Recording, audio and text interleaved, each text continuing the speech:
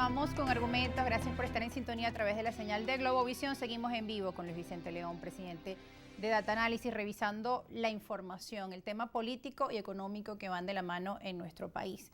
Hablamos antes de irnos a la pausa del tema de las negociaciones.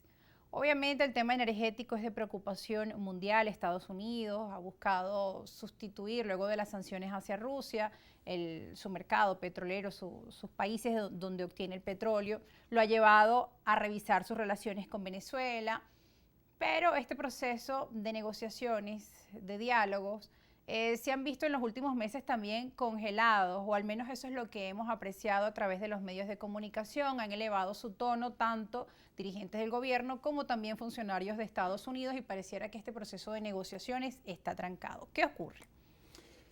Mira, lo primero es entender que las negociaciones siempre son procesos súper complejos, porque no es una negociación entre amigos, claro. Es una negociación entre enemigos o entre adversarios políticos.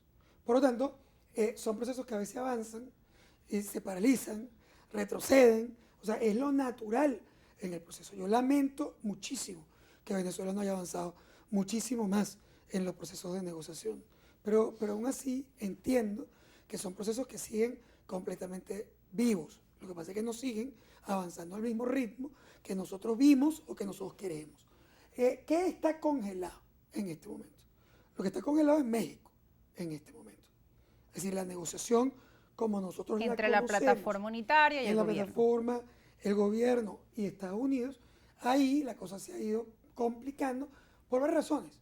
Es decir, se va complicando porque, por ejemplo, el gobierno venezolano dice que había un compromiso de justamente entregar los recursos congelados o una parte de los recursos congelados en el exterior, que al final no se logra concretar por un montón de problemas operativos que existen en el mercado. Y quizás o por excusa o por rabia e incumplimiento, en efecto no ha querido avanzar a continuar las negociaciones explícitas en México. Eso no quiere decir que no se estén reuniendo, porque sí se reúnen, sí se hablan. Las negociaciones no solamente son un proceso cuando tú te sientas en México a hablar. O cuando lo anuncian públicamente, continúa ese proceso. Tú tienes negociaciones privadas, tú tienes el WhatsApp y vas discutiendo en él, tienes llamadas telefónicas, etcétera, esas cosas. Claro, incluso en los conflictos bélicos, en las guerras, hay equipos de negociación que siempre están en constante intercambio. Y en Venezuela no ha parado la negociación. Se ha seguido discutiendo, pero se ha seguido discutiendo en lo que podemos llamar negociaciones paralelas. Okay. No la negociación de México propiamente dicho, o incluso la comisión de negociaciones de la oposición y del gobierno. Pero han seguido los contactos entre las partes, han seguido discutiendo algunos temas que son relevantes. En paralelo se han reunido sobre los temas múltiples, temas electorales se han discutido los temas de los presos políticos, se han discutido temas incluso de cómo incorporar a América Latina en el juego, incluso triangular. Con los nuevos actores, incluso como Gustavo Petro, que se ha ofrecido a mediar en este proceso. Todo eso ha ocurrido. O sea, más allá de lo que son las discusiones abiertas, hay negociaciones privadas, que son las que uno no ve, pero que van avanzando. Ahora, ¿en qué es lo único concreto que se ha avanzado en verdad en las negociaciones?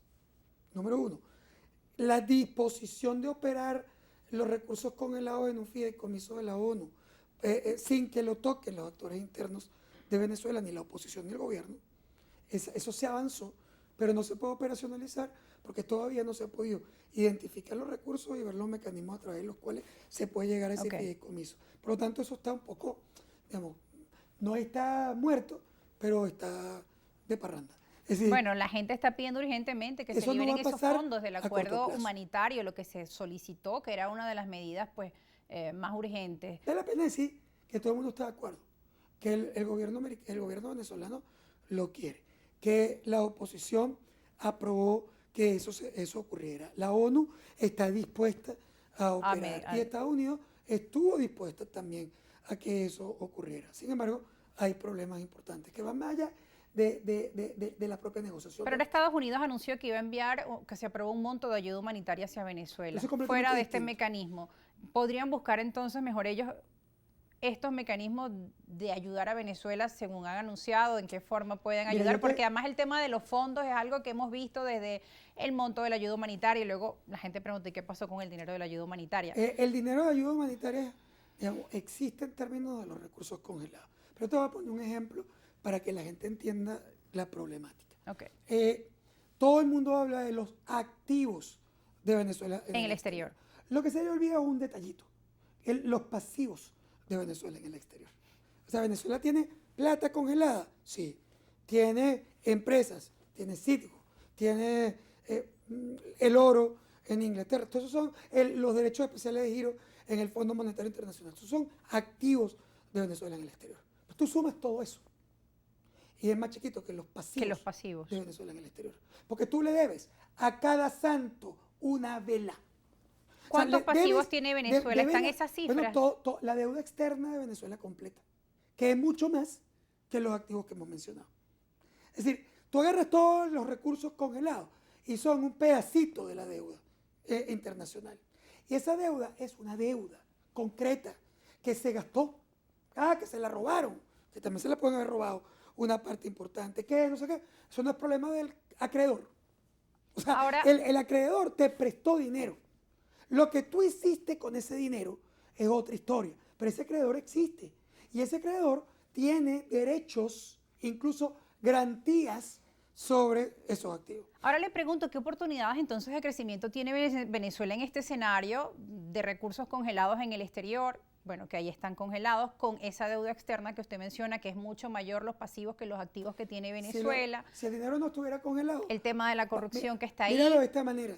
Si el dinero no estuviera congelado, no es que se los hubiera, como la oposición te diría, se lo hubiera robado el gobierno. Bueno, que de hecho lo han argumentado ahora a propósito de esta operación. Te lo viendo de esta manera. Si ese dinero no estuviera congelado, jamás hubiera llegado aquí. Ni al gobierno ni a la oposición. Porque los jueces en Estados Unidos han determinado que esos son garantías de la deuda venezolana en el exterior. Por lo tanto, se hubieran quedado en manos de todos los acreedores. O sea, eso es lo que hubiera ocurrido. Eso con el tema de los recursos en el exterior. Y ahora, ¿qué opciones tenemos dentro de Venezuela de trabajar por esa recuperación de nuestra economía? Se habla de diversificarla. Claro, la idea de que tú tengas unos recursos congelados en el exterior no es solo un castigo en términos de sanciones. El congelamiento de los recursos era para permitir que ese dinero no se fumara con los acreedores, sino que te permitiera que el gobierno venezolano pudiera negociar con ellos. Un gobierno venezolano negocia con sus acreedores un refinanciamiento de deuda y esos recursos entonces podían ser utilizados para poder expandir la economía que te permitiera repagar la deuda en el futuro. O sea, esa es la filosofía por la cual un juez en los Estados Unidos dice, mira, está bien, es verdad que este dinero garantiza la deuda de los acreedores venezolanos, pero oye, si se lo llevan, Venezuela, que tampoco tiene las manos libres porque está sancionada, no puede negociar y no puede buscar soluciones distintas a perder su plata. Entonces, vamos a hacer una cosa, vamos a esperar el momento en que se puede plantear esa renegociación para poder hacerlo. Cuando se habla del descongelamiento de los recursos para temas humanitarios, yo también estoy de acuerdo.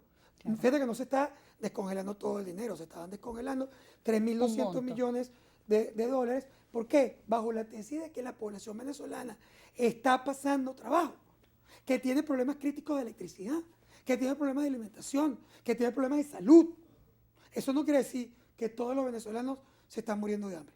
No quiere decir que no hay luz y todos vivimos en la jungla. No, pero hay problemas críticos.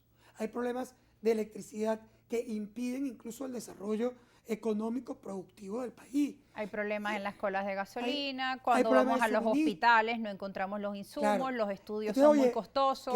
¿Cuál fue el acuerdo? El acuerdo fue, oye, déjame descongelar un grupo de estos recursos para poder atender los problemas específicos de electricidad, salud y alimentación. Algunos decían, pero es que si se lo dan, se lo roban, como ocurrió ahorita en el tema petrolero.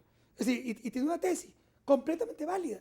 Bueno, por eso se negoció un acuerdo en el cual ni el gobierno venezolano ni la oposición tocaban ese dinero. Porque vale la pena decir que así como que iba a ser con la intermediación de las Naciones Unidas. No la intermediación, el manejo. El manejo. De los recursos. No es que era un intermediario que iba a auditar. No, era quien iba a utilizar los recursos en un fideicomiso que no tocan los actores internos. Por lo tanto, estaban libres, por lo menos de los problemas internos.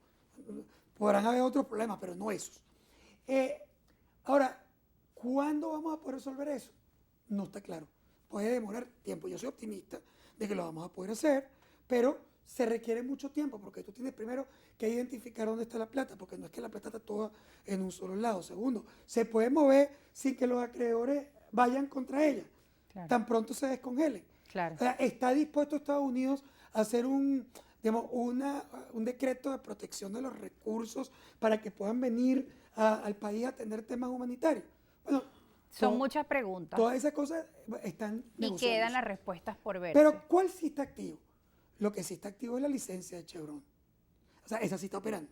Que esa fue la segunda parte de la negociación. De la negociación. Y esa negociación sí está activa. Tan activa que ya finalmente, luego de varios meses, entra al mercado los primeros recursos provenientes de Chevron y que sirvieron junto con la solución, por lo menos las soluciones iniciales del nuevo presidente de PDVSA para poder atender los temas de su flujo de caja, más los recursos que coloca Chevron en el mercado, comienzan a permitirle reestabilizar el mercado cambiario en las últimas 3 semanas. Yo creo que eso que nosotros vimos, que es producto de esa caída en el flujo de caja, lo vamos a ver mejor en el segundo semestre del año, donde estos recursos, Chevron plus los recursos mejorados de PDVSA, pueden reestabilizar. No es que va a crecer, la economía va a volver a ser lo que era. No, pero vas a poder llenar los huecos que habían quedado, básicamente con todos los problemas que hemos mencionado. Estabilizarlo, un problema de reestructuración, también la forma en la que Venezuela ha venido buscando la forma de evadir el tema de las sanciones, porque ahora también hay como una especie de países sancionados, el club de los sancionados. Rusia, China se están acercando en este contexto geopolítico. Venezuela también está allí. Y de eso vamos a hablar al regreso de la pausa. Ya me va a decir qué les sorprende, pero al regreso de la pausa porque tenemos que ir a un corte. No se aparten ustedes que están ahí en casa. Al regreso seguimos en la entrevista con Luis Vicente León y también voy a revisar algunas de sus preguntas. No se preocupen que ya volvemos.